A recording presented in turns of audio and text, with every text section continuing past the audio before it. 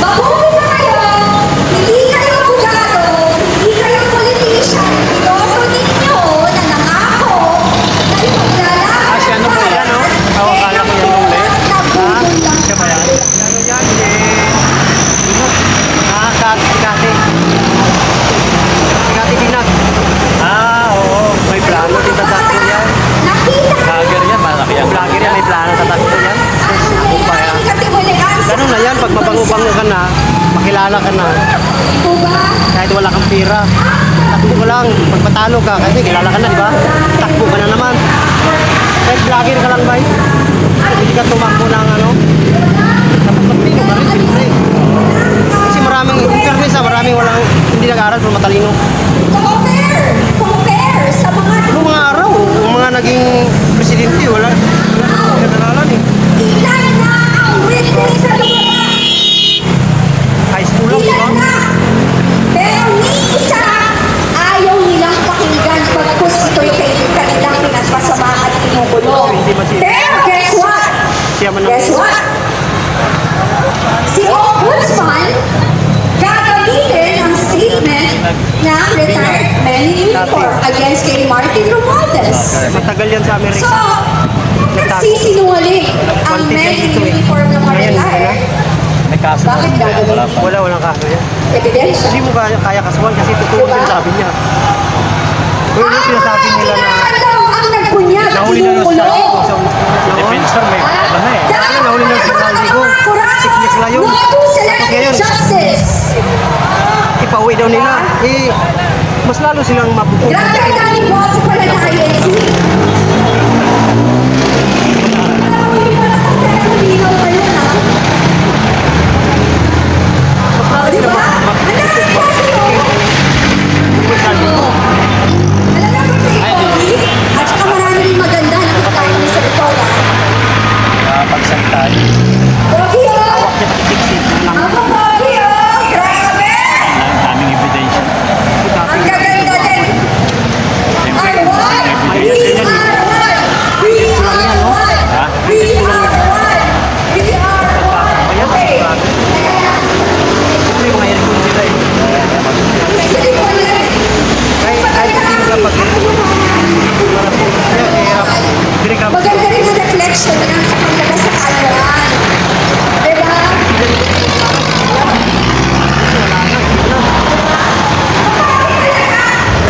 Ang tita pinili mo na tao, tingnan mo tao. Oh? bumal. Diba?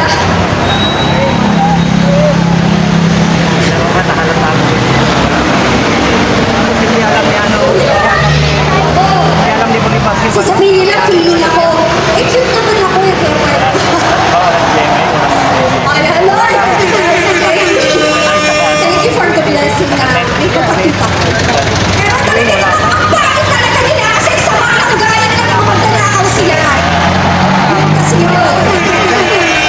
Ngayon, panawagan natin sa ating mga politiko Ganyan lang yan. na ating binoto at pinagkatiwalaan. Ganyan lang yan. This is your time. Redeem yourself. 40. Ang Diyos ang magpatawad sa mga taong humihingi ng tawad at Pero mas maganda sincero. to. Kasi hindi, pag may mga ano, insekto, hindi niya matamaan. Panahon na! Kung kayo man ay nagkasala, humarap kayo sa entablado ito. Umakyat kayo dito magsalita.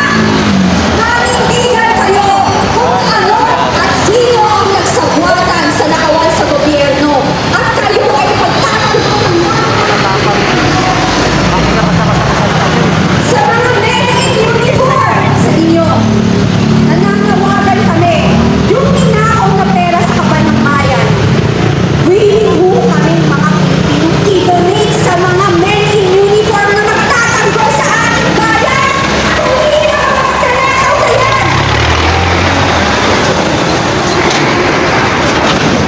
Di ba? Willing tayo, ninakaw na eh. O di ulitin siya siya. Kung tayo sa bahay, sure ako may pera doon cash. Mali-mali. Ano na? Ano Siya mga yung basement. Ito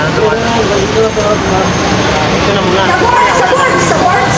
Sige, sa boards. Ah, meron pa? Hindi, pili ko wala na Ano sa na lang? boards.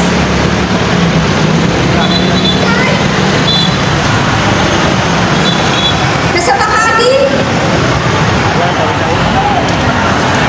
Nasa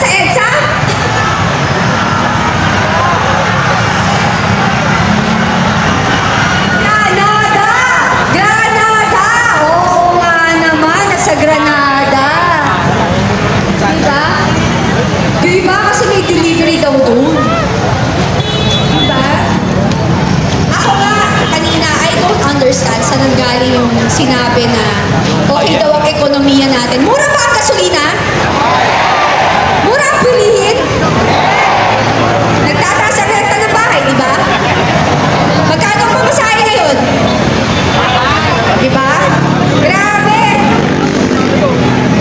Di ba? Hindi totoo. Puro kasinungalingan. Alam mo ba't di nila nararamdaman yung mahal?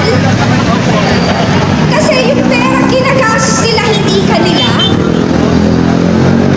Di ba? Nakaw eh. Di ba kagabi sabi ko nga sa inyo, kalyo yan eh. Sa kakapalan ng mukha nila, kalyo na sila. Kahit anong tanggal mo, the more mo tinatanggal, kumakapal pag bumabalik. Di ba?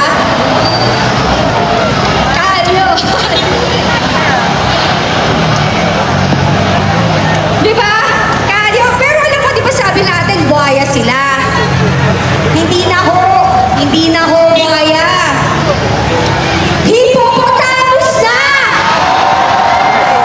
Diba? Nakita nyo nagtatabaan eh! Diba? Hipo. Baka sabihin nila, hipo. Hindi, hippopotamus. Diba? Alam niyo po yung hipo, diba? Ang laki nung pag nanganon. Diba? At saka kapal din ang balat nun. Diba? Buhaya. Hindi na nanalo yung hipo hindi na nanalo yung buhaya sa hippopotamus, kaya doon lang tayo sa hipo, sa kakapalan.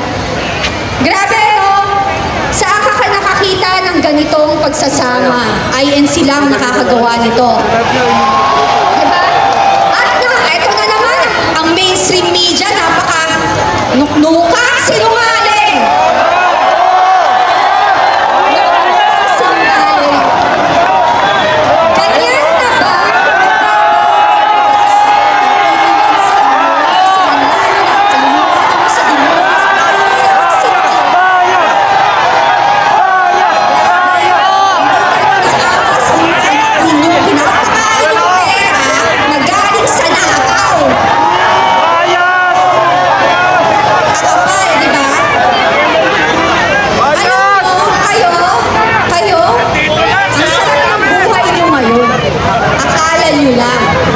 Pero bukas makalawa, pa-check up kayo lahat.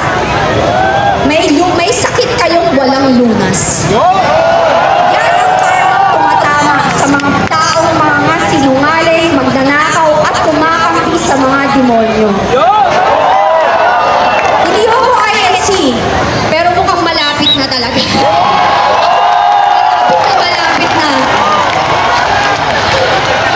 Tatapusin lang muna natin itong laban na to. Malapit na. Naging protestante na ako. Born again Christian ako. Born Catholic ako. Pero eto, very inspiring.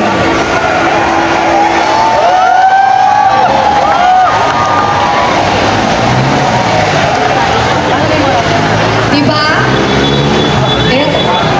Mga kababayan, mga politiko, nakikita niyo yung mga bata? Hindi kayo nahihiya? Diba?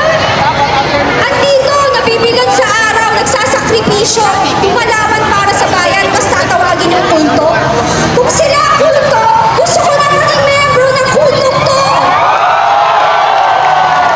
Diba? Kulto yung kulto, pero kayo kulto at kulto. Masasabi ako. Bakit sila? Sandali lang po. Ba't sila kuto? Diba? Sumisip-sip ng dugo, ng uubos. O diba? Yan ang ginagawa nila sa kaba ng bayan. Sunod. Grabe! Alam mo, ang dami magiging leader ng Iglesia ni Cristo na tunay na ipaglalaban ang mamamayang Pilipino.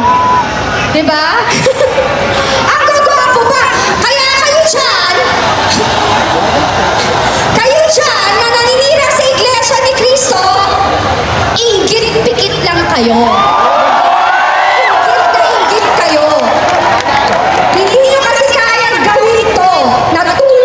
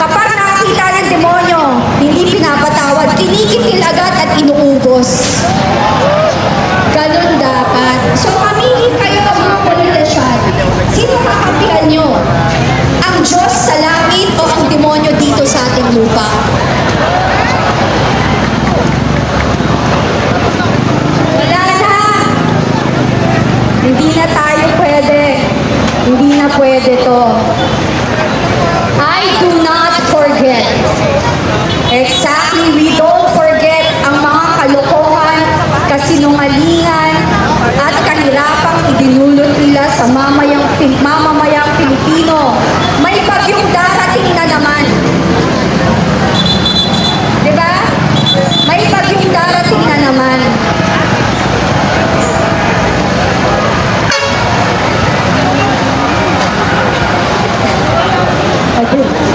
May bagyo. So, eto na naman tayo. Ano na naman sasabihin nila?